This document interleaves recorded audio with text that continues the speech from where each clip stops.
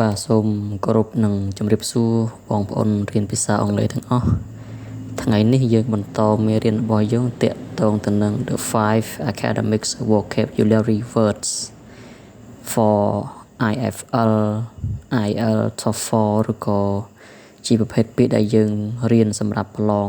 អាហារូបករណ៍ក្នុងប្រទេសក្រៅប្រទេសប្រឡង IELTS ប្រឡងពេទ្យប្រឡង TOEFL ឬក៏ប្រឡងចូលសាលា IFL ជាដើមបាទ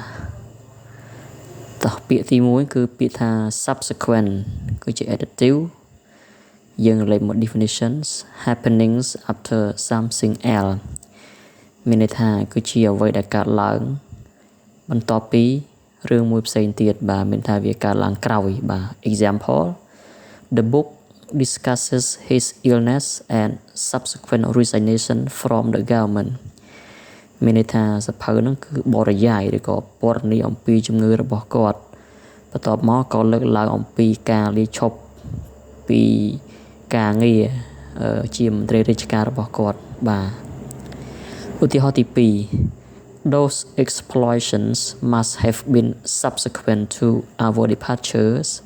because we didn't hear anything មានន័យថា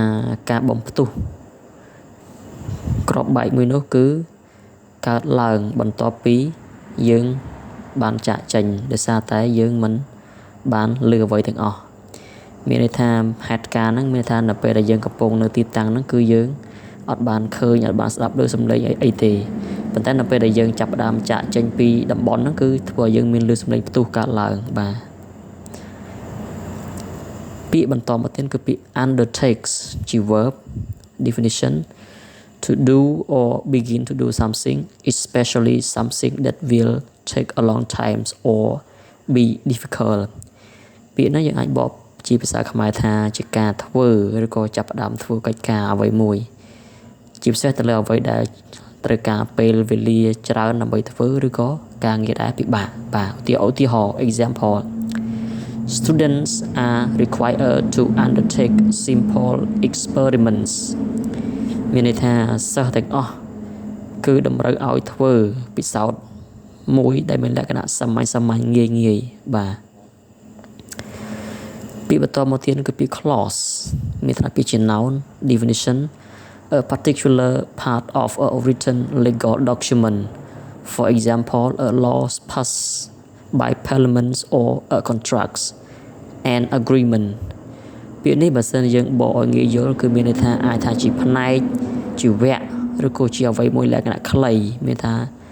ជាផ្នែកមួយខ្លីនៅក្នុងចំណោមទាំងអស់ហ្នឹងបាទឧទាហរណ៍ example clause 4 of the constitutions is thought to be the most important section មានន័យថាផ្នែកទី4នៃរដ្ឋធម្មនុញ្ញហ្នឹងគឺត្រូវបានគិតថាគឺជាផ្នែកដែលសំខាន់បំផុតនៅក្នុងច្បាប់ហ្នឹងបាទជាមានថា clause ហ្នឹងគឺជាផ្នែកតូចមួយឬក៏អាចជាកថាខណ្ឌឬក៏ជាចំណងជើងតូចនៅក្នុងធម្មនុញ្ញហ្នឹងបាទពាក្យបន្តមកទៀតគឺពាក្យ discrete adjective គឺជាគុណនាម definition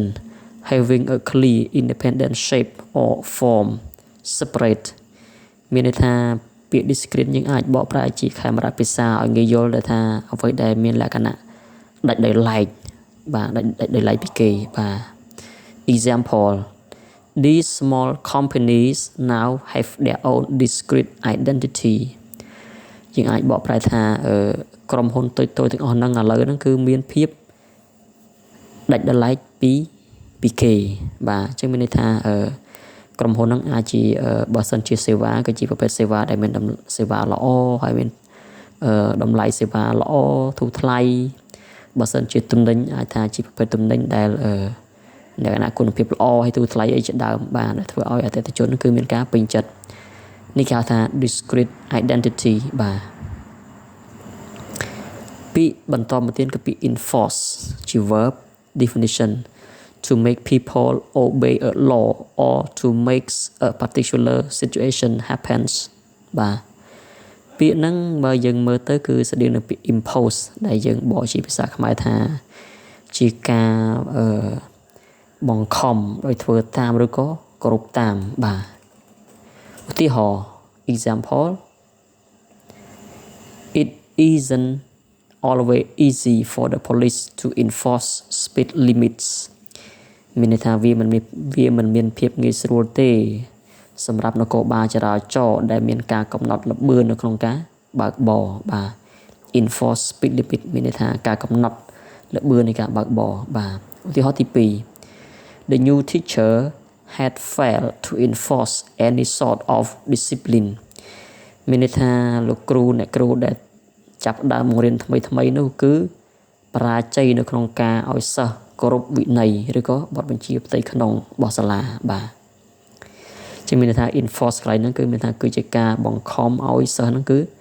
គោរពបទបញ្ជាផ្ទៃក្នុងសាលាឬក៏វិន័យសាលាបាទ